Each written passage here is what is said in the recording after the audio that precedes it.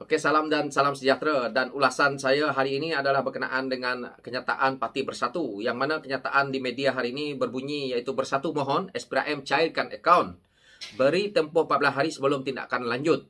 Dan daripada apa yang saya baca daripada kenyataan yang dikeluarkan oleh Bersatu hari ini, Bersatu memberi tempoh 14 hari selepas mengemukakan permohonan pada 2 Februari yang lalu kepada SPRM untuk membatalkan pembekuan akaun milik parti itu sebelum perbincangan dengan peguam untuk tindakan selanjutnya. Dan di sini kenyataan Presiden Bersatu iaitu Tan Sri Muhyiddin Yassin juga berkata, pembekuan akaun itu telah merencatkan urusan pentadbiran Bersatu, lebih-lebih lagi dalam usaha parti membuat persediaan untuk menghadapi pilihan raya negeri di 6 negeri tahun ini. Dan Tan Sri Muhyiddin Yassin juga mengaku bahawa Bersatu menghadapi masalah dan juga kesukaran sejak akaun parti itu dibekukan SPRM untuk membantu siasatan wang disaki daripada hasil haram.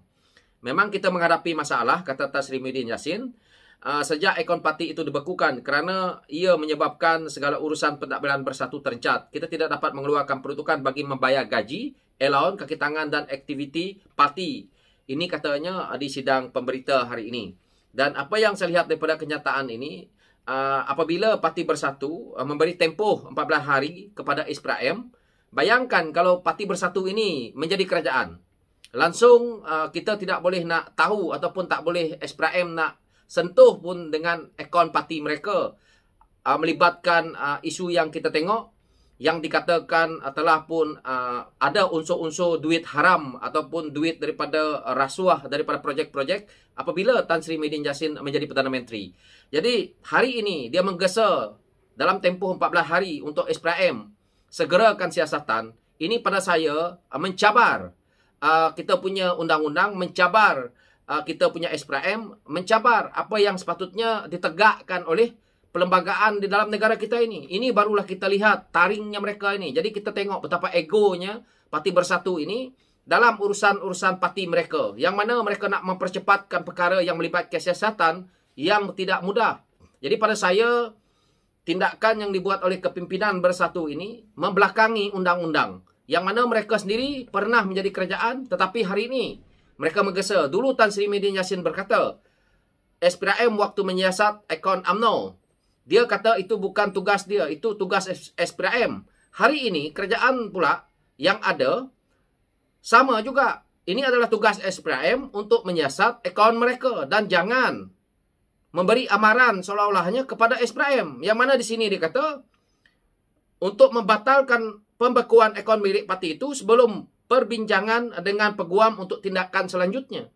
Jadi saya rasa kalau Parti Bersatu tak melakukan kesalahan, mungkin semalam pun dah SPRM tidak bekukan akaun mereka. Dan di sini kita lihat, apabila dia kata parti menghadapi kesukaran untuk membayar gaji, allowance, kaki tangan dan aktiviti parti.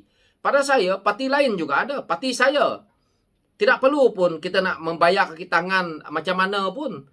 Kita sepatutnya apabila parti itu kuat, dia tidak ada istilah macam pejabat PKR. Banyak yang tak ada pejabat di cabang.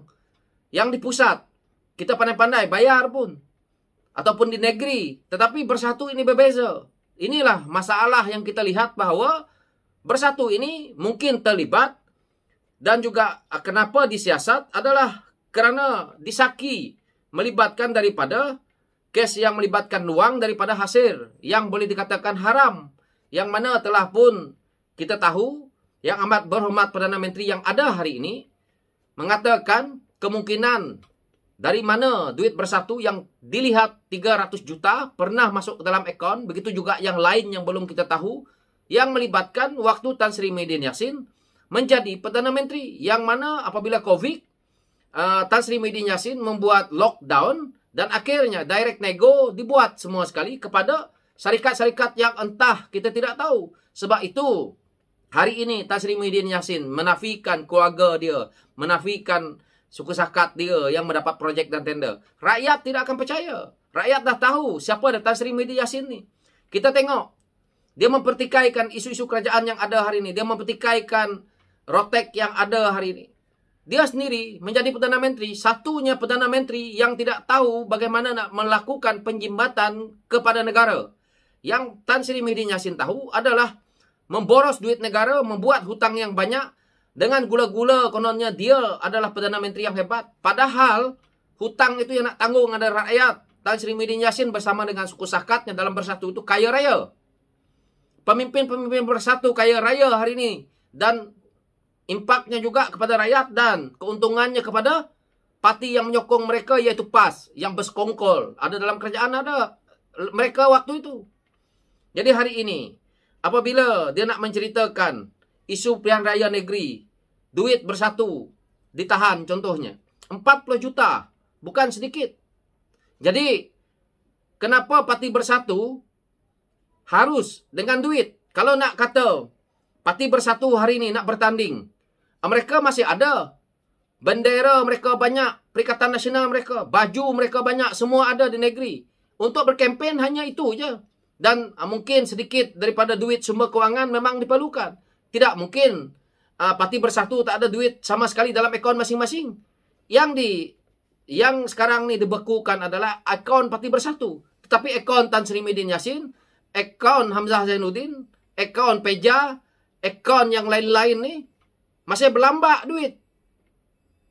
Akaun PAS, presidennya belum lagi dicek. Duit yang disimpan lagi ke orang lain, kita pun tak tahu. Saya tidak menuduh, tetapi ini hakikat. Tan Sri Muhyiddin Yassin, siapa yang tidak kenal?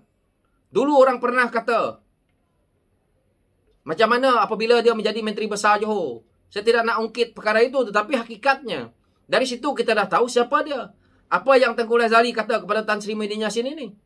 Adalah seorang timbalan yang malas waktu dia menjadi timbalan Tengku Razali. Tapi hari ini menjadi Perdana Menteri, dia tidak memikirkan isu rakyat. Kerana dia daripada awalnya senang dan akhirnya hari ini dia tidak menampakkan apa yang rakyat rasa. Sebab itu kalau kita tengok, kerosakan yang berlaku dalam negara hari ini adalah disebabkan oleh Tan Sri Muhyiddin Yassin. Kerana kerakusannya sendiri. Kita tidak tahu apa hal tujuannya. Begitu juga dengan Presiden PAS yang hari ini sibuk dengan pembekuan akaun. Jika betul kita parti nak berjuang, tidak perlu pun pakai duit. PKR tak pernah pun banyak duit. Yang PRU ke-15 ni mungkin ada sedikit lah yang orang nampak. Tetapi tidak pun banyak. Sabah dan Sarawak tidak mempunyai dana. Banyak negeri yang lain tidak mempunyai dana. Tetapi tetap jalan. Kenapa hari ini Bersatu beria-ia? Kalau Bersatu sendiri, 6 buah negeri, berapa kerusi yang Bersatu nak bertanding? Bukan semuanya dia bertanding. Ada juga parti PAS. Lainlah kalau dibekukan akaun Perikatan Nasional. Nah, jadi sekarang ini alasannya adalah kerana dia nak mempercepatkan SPRM, hentikan siasatan agar rahsia mereka tidak bocor. Kita tengok lepas ni satu persatu rahsia mereka akan dibongkarkan. Termasuklah projek-projek tender yang dilakukan oleh mereka ini. Dulu bolehlah duduk kerajaan angkuh. Sebab tu dulu saya kata, tunggu ada waktunya nanti apabila kamu orang jatuh, maka kita tahulah kebenarannya. Dan akhirnya, hari ini, mereka semua dah ketakutan sendiri sebenarnya. Itu je. So, itu pencerahan saya. Sekian, terima kasih.